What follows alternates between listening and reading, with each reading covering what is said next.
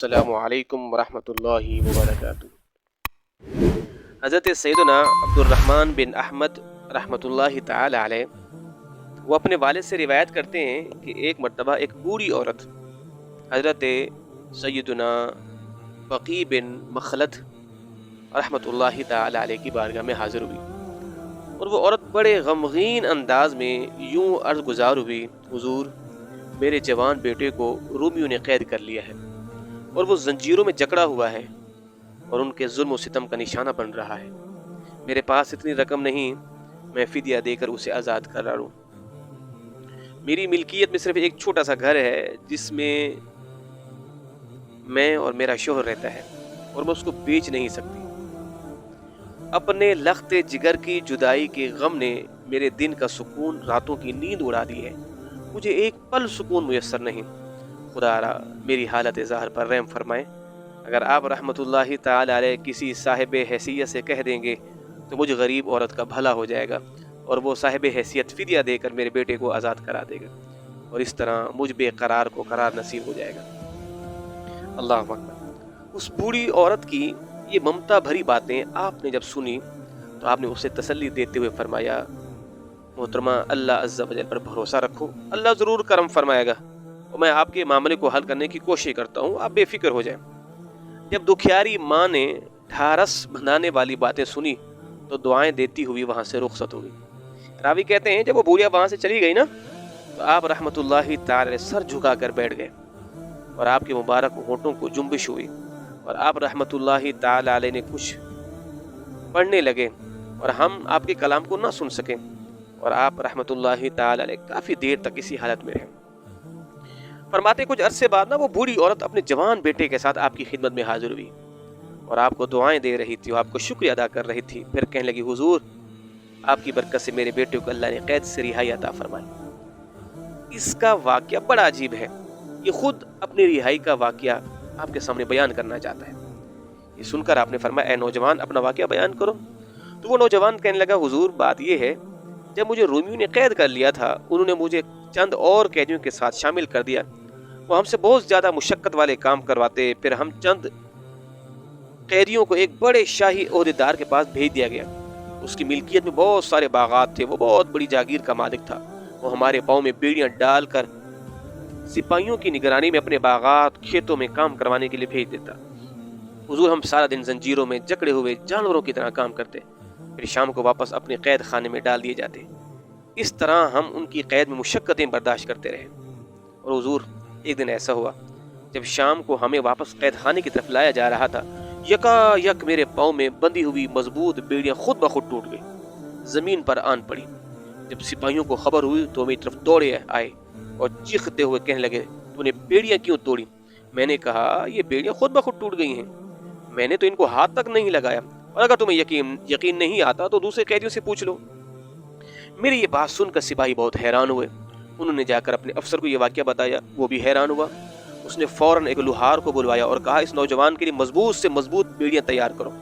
لوہار نے پہلی بیڑیوں سے مضبوط اور بیڑیاں تیار کی، مجھے دوبارہ پابند سلاسل کر دیا گیا۔ ابھی میں نے ان بیڑیوں کو پہن کر چند قدم ہی چلا تھا، وہ بھی خود بخود ٹوٹ کر زمین پر گر پڑی۔ یہ منظر دیکھ کر سارے لوگ بہت حیران ہوئے۔ انہوں نے باہم مشورے سے ایک راہب کو بلوایا، اسے ساری صورتحال سے آگاہ کیا۔ راہب نے ساری گفتگو سن کر مجھ سے پوچھا: اے نوجوان، کیا تمہاری والدہ زندہ ہے؟ میں نے کہا: ہاں، الحمدللہ میری والدہ زندہ ہے۔ راہب نے میری بات کو سن کر ان لوگوں کی طرف متوجہ ہوا اور کہنے لگا: سنو، اس نوجوان کی والدہ نے اس کے لیے دعا کی ہے، اس کی دعاؤں نے اس نوجوان کو اپنے حصار میں لے رکھا ہے، اس کی ماں کی دعاؤں نے اس نوجوان کو اپنے حصار میں لے رکھا ہے، اور اللہ عز و جل نے اس کی ماں کی دعا قبول فرما لی ہے۔ اب تم جو چاہو، جتنی مضبوط زنجیروں میں، قیدوں میں اس کو تم باندھ کے رکھ لو، یہ تمہارے پاس نہیں رہ سکتا، یہ آزاد ہو جائے گا۔ لہذا بہتری اسی میں ہے، اسے آزاد کر دو۔ جس کے ساتھ ماں کی دعائیں ہوں، بھلا اس کا کوئی کچھ بگاڑ سکتا ہے؟ راہب کی یہ بات سن کر ان رومیوں نے مجھے آزاد کر دیا، مجھے اسلامی سرحد تک چھوڑ دیا۔ جب اس نوجوان سے وہ دن اور وقت پوچھا گیا جس دن اس کی بیڑیاں ٹوٹی تھی، وہ وہی دن تھا جس دن بوڑھیا حضرت سیدنا بقی بن مخلد رحمۃ اللہ تعالی کی بارگاہ میں حاضر ہوئی تھی، اور اس نے دعا کے لیے عرض کی تھی، اور آپ رحمۃ اللہ تعالی علیہ نے اس کے بیٹے کے لیے دعا کی تھی۔ اسی دن اسی وقت نوجوان کو روم میں وہ واقعہ پیش آیا۔ اس طرح ماں کی دعاؤں اور آپ رحمۃ اللہ تعالی کی برکت سے اللہ نے اس نوجوان کو رہائی عطا فرما دی۔ نگاہ ولی میں وہ تاثیر دیکھی، بدلتی ہزاروں کی تقدیر دیکھی۔ اللہ اکبر! ماں کی دعا کا اثر کتنا ہے کہ پاؤں میں پڑی بیڑیاں بھی ٹوٹ گئی ماں کی دعا کے اثر سے۔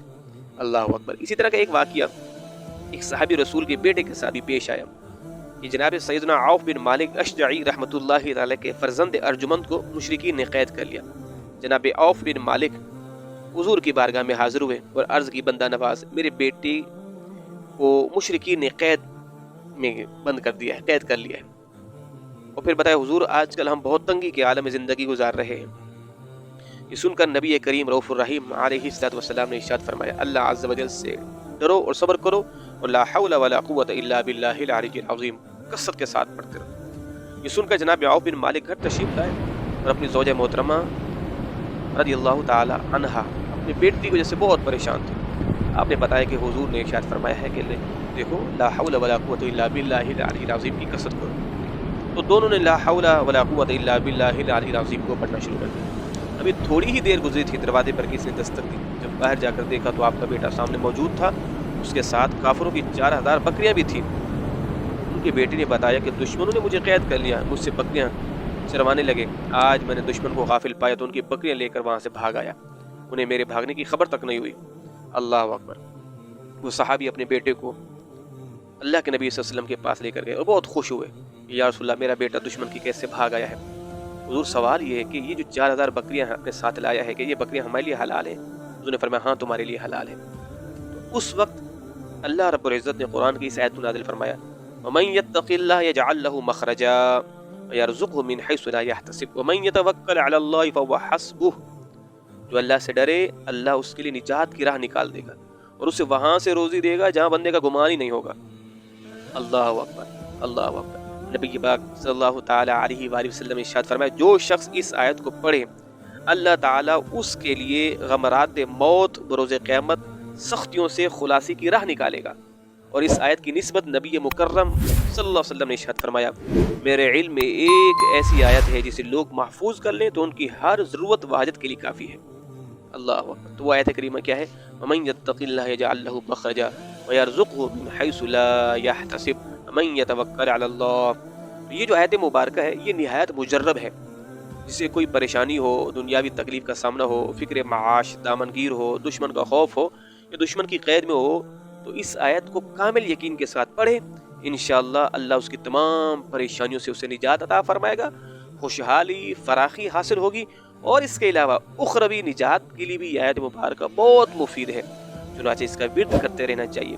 اللہ عز و جل ہمیں قرآن پاک کی تلاوت اور اس کے حکام پر عمل پیرا ہونے کی توفیق عطا فرمائے۔ آمین آمین بجاہ النبی الامین صلی اللہ تعالی علیہ وآلہ وسلم۔